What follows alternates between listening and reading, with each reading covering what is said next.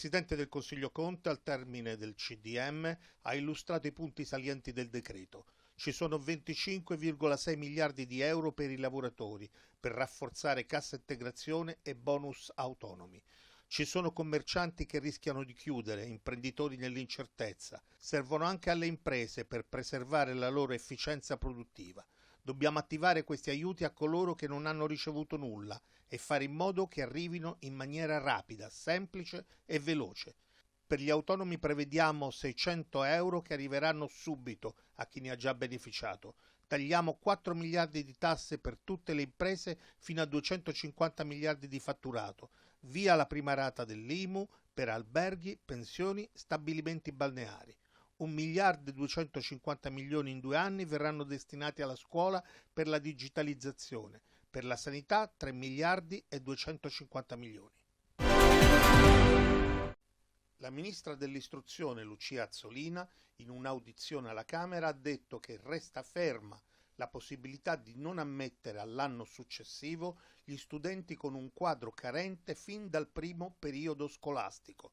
La valutazione avverrà sulla base di quanto svolto.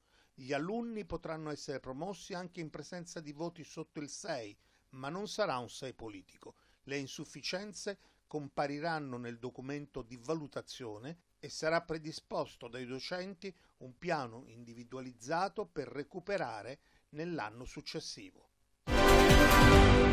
Prima di giugno non ci si sposterà tra le regioni.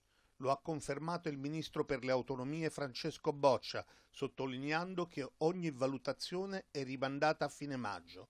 In ogni caso, ha aggiunto, sarà più facile garantire una relazione tra regioni a basso rischio, sarà molto più complicato invece consentire il passaggio di cittadini da una regione a basso rischio ad una ad alto rischio.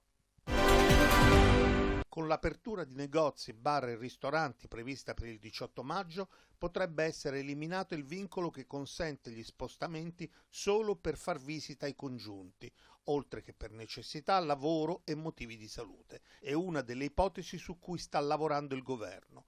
Sulla questione, che consentirebbe di fatto agli amici di poter andare al ristorante o al bar, non c'è ancora un accordo. Alcuni ministri chiedono che il vincolo rimanga.